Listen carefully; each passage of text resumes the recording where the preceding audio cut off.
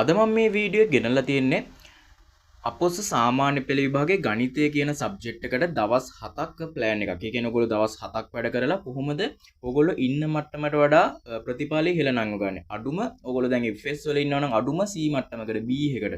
ඔයගොල්ලෝ මේ වෙද්දි හොඳ ඒ කියන්නේ C එක B එක වගේ රිසල්ට් එකක් ඉන්නවා නම් A එකට ඇද ගන්න විදියට කොහොමද අපි මේ දවස් 7ක් අරගෙන ඒ දවස් 7 තුල උපරිම ඵලදායී ලෙස වැඩ කරන්න කියලා.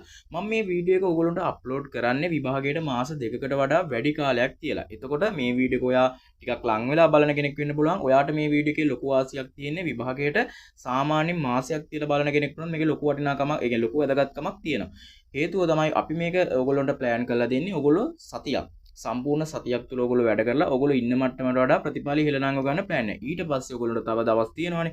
ඒ ඉතිරි දවස් තුළ ඔයගොල්ලන්ට පාස් පේපර්ස් කරලා මොඩල් පේපර්ස් කරලා සහ ඔයගොල්ලන්ට තියරි තව අවුල් කොටස් තියෙනවනේ ඒවත් ආවරණය කරගෙන ඔයගොල්ලෝ හොඳ ප්‍රතිඵලයකට තවත් ඉන්න තැනින් උඩට එන්න පුළුවන්.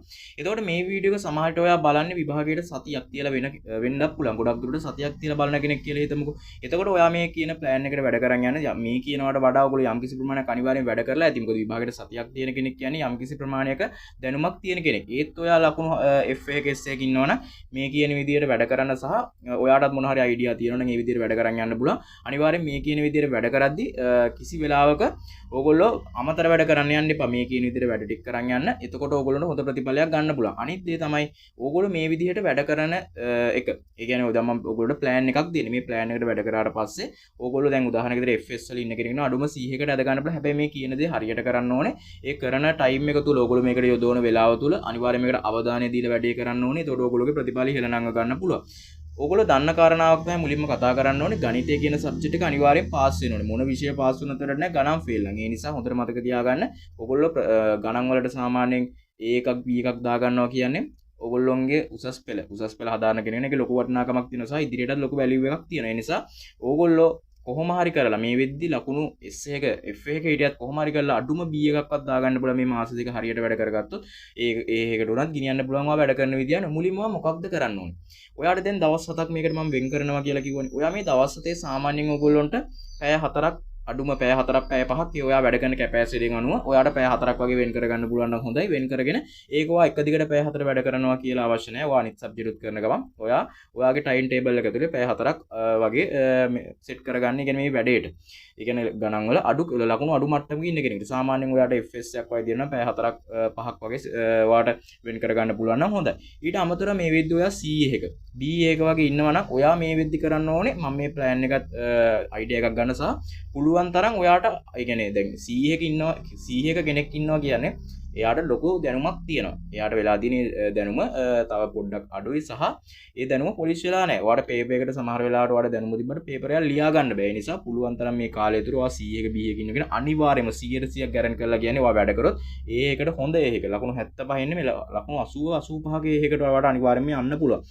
ඒ නිසා අනිවාර්යයෙන්ම C වල B වල ඉන්න කට්ටිය තව ටිකක් වැඩ කරන කියන ඔයගොල්ලෝ වැඩ කරන විදිහ ටිකක් වෙනස් කරලා බලන්න. ඒ කියන්නේ පේපර්ස් කරන්න, ඔයගොල්ලෝ ඩවුල් තියරි කොටස් බලන්න. ඒ විදිහට වැඩ ටික කරන් යන්න. ඉතින් අපි මොකක්ද කරන්න ඕනේ? ඔයගොල්ලෝ කරන්න ඕනේ ඔයගොල්ලෝගේ පාස් පේපර් ස්ට්‍රක්චර් එක බලන්න. පාස් පේපර් ස්ට්‍රක්චර් එක බලලා එතකොට ඔයගොල්ලෝ තේරෙන්නේ මෙතෙන් දෙන්නේ මෙහෙම ප්‍රශ්න. ඔය ප්‍රශ්න පත්‍රය ගත්තොත් මේකේ කෙටි ප්‍රශ්න 25ක් තියෙනවා. ඊට පස්සේ දෙවෙනි ප්‍රශ්න පත්‍රය ගත්තොත් ප්‍රශ්න 5ක් තියෙනවා. සෙකන්ඩ් පේපර් එක ගත්තොත් A කොටසේ ප්‍රශ්න 6ක් තියෙනවා. B කොටසේ ගත්තොත් ප්‍රශ්න 6ක් තියෙනවා. A කොටසෙන් ප්‍රශ්න 5යි B කොටසෙන් ප්‍රශ්න 5යි කරන්න ඕනේ.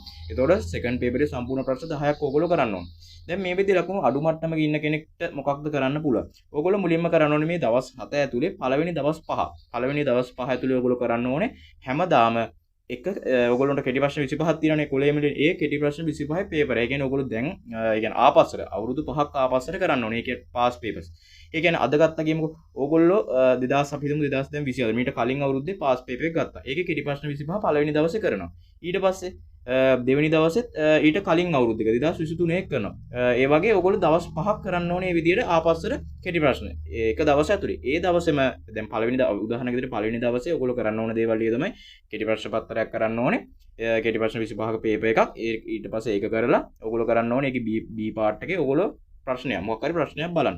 ඒ කියන්නේ උදාහරණයක් විදිහට පළවෙනි ප්‍රශ්නේ ඔයාගේ පළවෙනි ප්‍රශ්නට අදාළ මේ විදිහ වැඩ කරලා තියරි කොටස් තියෙන කෙනෙක් නම් අවුරුදු අඩුම 10කවත් පාස් පේපර්ස් කරගන්න පුළුවන් නම් ඔය මහ ලොකු වෙලාවක් යන්නේ නැහැ වැඩ කරලා තියෙන කෙනෙක්ට තියරි දැනුම තියෙන කෙනෙක්ට මේ විදිහ තියරි කොටස් බලන්න බෑ. අවුරුදු 10ක පාස් පේපර්ස් කරන්න උත්තර බලන ගමන් අවුරුදු 10ක ඊට පස්සේ වැඩ නොකරපු FS මට්ටමේ ඉන්න කෙනෙක් නම් තියරි කොටස් අවුල් නම් තියරි නෝට් ටික ළඟට ගන්න අරගෙන ඒ තියරි ටික බලා ගන්න සහ තියරි නැත්තම් YouTube එකේ සාමාන්‍ය ස්පීඩ් දාලා තියෙන වීඩියෝස් පැය දෙකේ වීඩියෝස් 1.5 උපරිම දෙක උනත් කමන්නේ 1.5 වගේ දාලා වීඩියෝ එකක් බලලා අවුරුදු 5ක පාස් පේපර්ස් ලකුණු අඩු මට්ටම කෙනෙක් අවුරුදු 5ක පාස් පේපර්ස් කරන්න ඕන. මම කියන දේ පැහැදිලි වෙන්නේ නැති. එතකොට ඒ දවසේම පළවෙනි දවසේම ඔයගොල්ලෝ කරන්න ඕන කීටි ප්‍රශ්න 25ක පේපර් එක.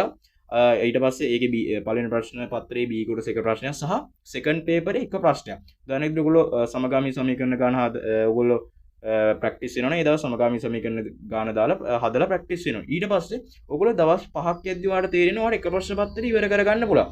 ඒ කියන්නේ එක ප්‍රශ්න පත්‍රයේ B කොටසේ ප්‍රශ්න 5යිනේ තියෙන්නේ. ඔන්න පළවෙනි දවසේ එක ප්‍රශ්නයක් කරනවා. දෙවෙනි දවසේ තව එක ප්‍රශ්න පත්‍රයේ B කොටසේ තව ප්‍රශ්නයක් කරනවා. මේ වගේ දවස් 5ක් යද්දි වාට කෙටි ප්‍රශ්න 25 ඒවා පේපර්ස් 5ක් ඇරිලා ඊට පස්සේ B කොටසේ ප්‍රශ්න 5ක් සම්පූර්ණයෙන්ම ආවරණය වෙලා තියෙන්නේ.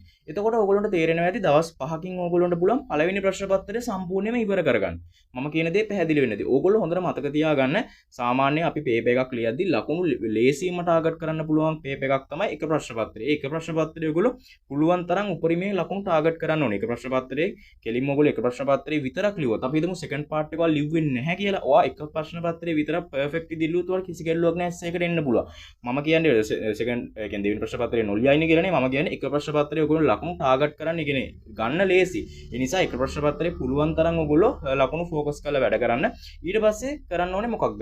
මම ඕගොල්ලන්ට කිව්වා දැන් දවස් 5කින් එක ප්‍රශ්න පත්‍රය ඉවරයි. මේ දවස් 5 ඇතුළේ අනිවාර්යයෙන්ම සෙකන්ඩ් පේපරේ ප්‍රශ්න කරගෙන එන්න ඕනේ. ඒතර ඉතිරිනුත් සෙකන්ඩ් පේපරේ ප්‍රශ්න 5කුත් ඉවරයි. එතකොට දැන් ඕගොල්ලන්ට ප්‍රශ්න 5ක් ඉවරයිනේ. තව ප්‍රශ්න 5ක් තියෙනවා ඕගොල්ලන්ට.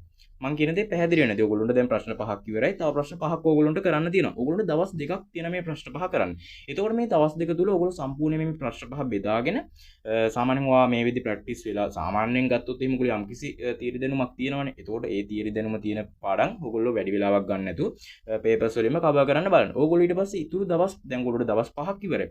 සෙකන්ඩ් පේපරේ ප්‍රශ්න 5කුත් ඉවරයි. ෆස්ට් පේපරේ සම්පූර්ණයෙන්ම ඉවරයි. ඒතකොට ඕගොල්ලෝ ඉතුරු දවස් දෙකේ මොකක්ද කරන්න ඕනේ? දැන් ඔයගොල්ලන්ට ප්‍රශ්න 5ක් ඕගොල්ලෝ මේකෙන් ඉවර කරගන්න ඕනේ. එතකොට ඔයගොල්ලෝ කරන්න ඕනේ දේ තමයි ඒ දවස් දෙක අරගෙන ඔයගොල්ලෝ ටයිම් එක බෙදාගෙන ඒ දවස් දෙකේ පුළුවන් තරම් දැන් ඔයගොල්ලෝ ප්‍රශ්න 10ටම ප්‍රැක්ටිස් වෙලා යනවා නම් හොඳයි. මේ විදිහේ ලකුණු හොඳ මට්ටමක ඉන්න කෙනෙක්ට මම මේ කියන ප්ලෑන් එක කරන්න පුළුවන්. මොකද යාට කරන්න තියෙන්නේ පාස් පේපර්ස් ටික විතරයි. ලකුණු අඩු මට්ටම කෙනෙක් තියරි බලන්න ඕනේ. ඒකට දාලා අවුරුදු 5ක පාස් පේපර්ස් කරන්න ඕනේ. හොඳට ලකුණු තියෙන කෙනෙක් අවුරුදු 10ක කෙලිම පාස් පේපර්ස් කරලා දාන්න. ඒකෙන් ඔයගොල්ලෝ ලොකු දැනුමක් ගන්න පුළුවන් සහ ඔයගොල්ලෝගේ වැරදි අඩුපාඩු හදා ගන්න පුළුවන්. එතකොට ඉතුරු දවස් දෙක තුල ඔයගොල්ලෝ ප්‍රශ්න 5ක් කරන්න එපා. මේ ප්‍රශ්න 5 කරද්දී සාමාන්‍ය ඔයගොල්ලෝ දන්න වෘත්ත ප්‍රමේය ත්‍රිකෝණ ප්‍රමේය වලින් ප්‍රශ්න දෙකක් තියෙනවානේ.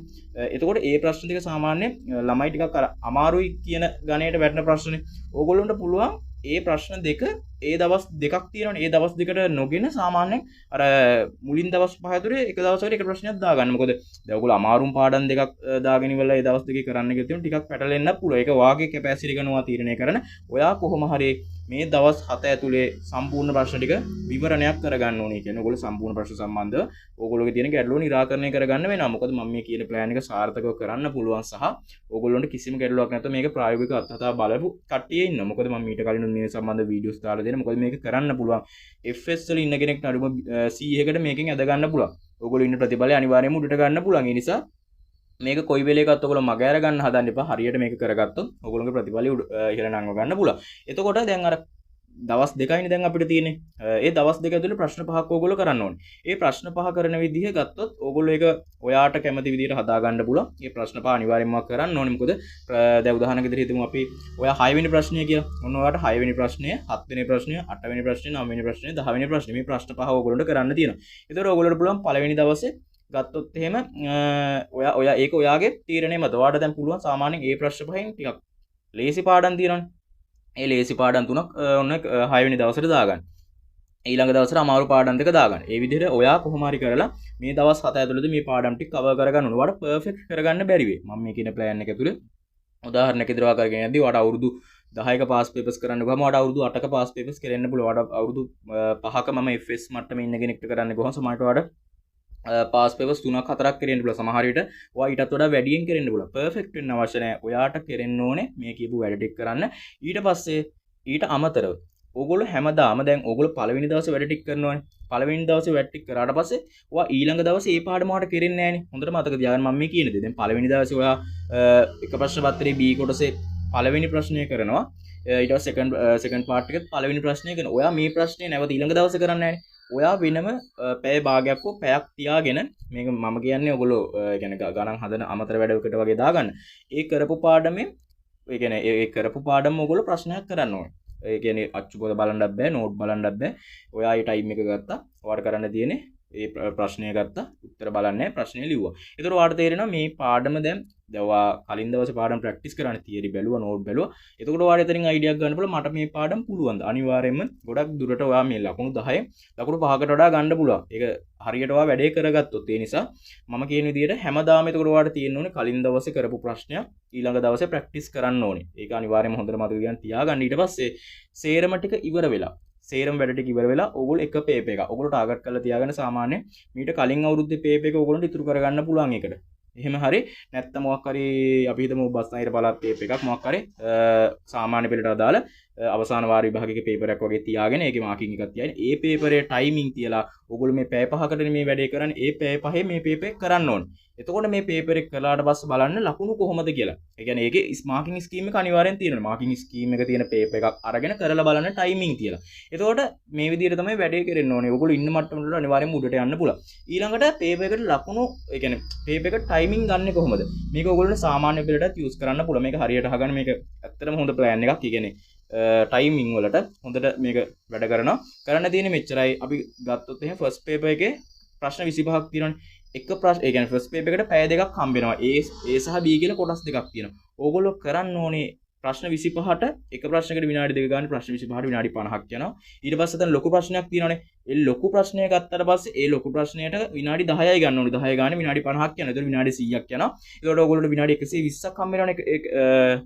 පළවෙනි ප්‍රශ්න පත්‍රයට. ඒතකොට ඕගොල්ලෝ විනාඩි 100 ගිහිලා තියෙනවා. විනාඩි 20ක් කාලයක් ඉදිරි වෙනවා. එතකොට මේ විනාඩි 20 තමයි ඕගොල්ලෝ කරන්න බැරි වෙච්ච ප්‍රශ්න, වැරදිච්ච ප්‍රශ්න කරේ. මේ විනාඩි 20 ඇතුලේ ඔයාට අතන B කොටස ප්‍රශ්න දෙකක් කරන් ටයිම් එක ඉතුරු වෙලා තියෙනවා. මම මේ කියන ප්ලෑන් එකට වැඩ කරනවා. ඒ කියන්නේ මේක විභාග වේලාවටත් අත්හදා බලන සහ ඔයගොල්ලෝ පේපර්ස් එකදී මේක අත්හදා බලන්න පුළුවන් නම් තව ගොඩක් වටිනවා. ඒකට ඔයගොල්ලන්ට විභාගෙදී ගිහිල්ලා හොඳට විභාගයට මුහුණ දෙන්න පුළුවන්. ඊට පස්සේ සෙකන්ඩ් පාර්ට් එක ගත්තොත් මේ සෙකන්ඩ් පාර්ට් එකේ ප්‍රශ්න 10නේ. ලියන්න තියෙන එක ප්‍රශ්න පැය 3ක් දෙනවනේ. ඒ කියන්නේ විනාඩි ගත්තොත් 180ක් දෙනවනේ. එක ප්‍රශ්නයකට විනාඩි 15යි උපරිම ගන්න බලන්න කොහොමත් විනාඩි 15කට වඩා යන්න බෑ. ඒ කියන්නේ මහා විනාඩි 15කට වඩා මම දන්න විදිහට පේපර් එක ලියන්න දෙයක්ද විනාඩි 15න් උපරිම කරන්න පුළුවන් ප්‍රශ්නයක්. සාමාන්‍යයෙන් ඔය සමහර ප්‍රශ්න තියෙනවා විනාඩි 8න් 7න් වුණත් කරලා ඉවරයක් කරන්න පුළුවන්. ඒ නිසා ඔයගොල්ලෝ ටයිමින් හදාගන්න. ඊට පස්සේ විනාඩි 15 ගන්න ප්‍රශ්න දාලා විනාඩි 150ක් යනවා. ඔයගොල්ලෝ පැය භාගයක කාලයක් ඉතුරු වෙනවා. අනිවාර්යයෙන්ම ඔයගොල්ලෝ ඔරලෝසු බලන ගමන් ටයිමින් තියලා මේ වැඩේ කරන් යන්න පැහැදිලි වෙන්නේ නැති කියලා හිතනවා. කොහොමද ටයිම් එකත් මැනේජ් කරගන්න කියලා. මේ සතියක් ඇතුලේ කරන ප්ලෑන් එකේ අනිවාර්යයෙන්ම ඩිසිප්ලින් එකක් ඇතුව වැඩ ටික කරන් යන්න. එතකොට හැමදේම දැන් මේ විදිහම ප්ලෑන් එකකට වැඩ කරන් යනවා නම් ඒක ඔයා කිසි වෙලාවක මේක වෙනස් කරන්න යන්න එපා. ඒ ඔයා වැඩ කරන් යන විදිහට වැඩ ටික කරගෙන යන්න. එතකොට වැඩ නොකරන කෙනෙක්ට සහ ප්ලෑන් එකක් නැති කෙනෙක්ට මේක අත්හදා බලන්න පුළුවන්. සතියයි මේ විභාගයට මාස දෙකක් තියෙනවා. මම හිතන්නේ මේ සතිය ඇතුළත ඔයගොල්ලෝ ලොකු ප්‍රතිඵලයක් ගන්න පුළුවන්. ඒ කියන්නේ හොඳ ඔයගොල්ලෝ ඉන්න මට්ටමට වඩා අනිවාර්යයෙන්ම ග්‍රේඩ් දෙක තුනක් දෙකක්වත් අඩුම උඩට යන්න පුළුවන්. ඒ නිසා හරියට මේ වැඩ ටික කරන් යන්න. ඊළඟ දේ තමයි ඔය හුඟක් S වල ඉන්නවා කියන කට්ටියක්ද S එක අපි හිතමු ඔයාලට ලකුණු 40ක් තියෙනවා කියලා 45ක් තියෙනවා කියලා හිතමු. මේ ලකුණු 45 ඇතුලේ ඔයාලට S එකක් තියෙනවානේ. ඒතර 55 65 70 ඔයාලට තව ලකුණු 30යි මදි. අනිවාර්යයෙන්ම මේකට යන්න පුළුවන්. හරියට මේක ටාගට් කරලා මේ මාස දෙකේ. ඒ නිසා S මට්ටමේ ඉන්න කට්ටියත් අනිවාර්යයෙන්ම හිතට ගන්න Tamanට එකක් ගන්න පුළුවන්. F මට්ටමේ ඉන්න කට්ටිය. සමහරවිට ඔයාලට F එකක් තියෙන ලකුණු 30ක් තිබිලා වෙන්න පුළුවන්. සමහරවිට ලකුණු 25ක් තිබිලා වෙන්න පුළුවන්. ඒ කට්ටියටත් අනිවාර්යයෙන්ම මහන්සිලා මේ මාස දෙක වැඩ කරොත් ඒකට යන්න පුළුවන්. ඒක වගකීමෙන් කියන්නේ කරපු මිනිස්සු ඉන්න නිසා ඔයගොල්ලොන්ට හරියට කරගත්තොත් වැඩේ ගොඩ දා ගන්න පුළුවන්. ඒ නිසා මහන්සිලා වැට්ටි කරන් යන පාස් පේපර්ස් අනිවාර්යයෙන්ම කරන්න. ඔයා මොන මට්ටමේ හිටියත් අවුරුදු 10ක පාස් පේපර්ස් කරන්න පුළුවන් නම් ඔයාට අනිවාර්යයෙන්ම හොඳ ප්‍රතිඵලයක් ගන්න පුළුවන්. සාමාන්‍ය පෙළ කියන්නේ මහා ලොකු අමාරු විභාගයක් නෙමෙයි. අර ඔයා ඉන්න මට්ටමත් එක්ක ඔයාට දැනෙන්නේ ඇත්තටම මම ඒ සාමාන්‍ය පෙළ විභාගෙලදී අපිටත් දැනෙන්නේ අමාරු විභාගයක් කියලා තමයි. මොකද අපි ඉන්න සිටුේෂන් එකත් එක්කනේ. ඒක ඔයා විභාගෙලට ටික දවසක් ඔයාලා ගියාට පස්සේ ඒ පේපර් ඔයාට ආයෙ දුන්නොත් එහෙම ඔයාට කලින් ආවේ S එකක් නම් ඔයාට අනිවාර්යෙන් B එකට ලියන්න පුළුවන්. ඔයාට B එකක් නම් ඔයාට ඒකට පේපර් එක ලියන්න පුළුවන්. අර ඉවලේ තියෙන අපිට තියෙන ආතතියත් එක්ක සමහරවිට ගැටලු මතුවෙන නිසා මේ විභාගයේ ඔයගොල්ලෝ ෆස්ට් ටයිම් මුහුණ දෙන්න කට්ටියනේ. ඒ නිසා අනිවාර්යයෙන්ම මේක ඔයගොල්ලන්ට ෆස්ට් ටයිම් අත්දැකීම නිසා ඔයගොල්ලන්ට බය තියෙන පුළුවන් කුතුහලයේ තියෙන ඒවා ගැටලුවක් ගන්න එපා. ඒවා වැඩි හිතන්න යන්න එපා. වැඩ කරන කෙනාට විභාගය ලියන්න පුළුවන් එක 100% ගැරන්ටි කරලා කියන්නේ. ඒ නිසා මේ ටිකේ වැඩ කරන් යන්න. ඊට පස්සේ මීට අමතරව අපේ ගෲප් එක තියෙනවා. Telegram group එක ෆස්ට් කමෙන්ට් එකේ දාලා තියෙනවා link එක. අවශ්‍ය කට්ටිය join වෙලා ඉන්න අපි අලුත් වීඩියෝ එකකින් හම්බෙමු.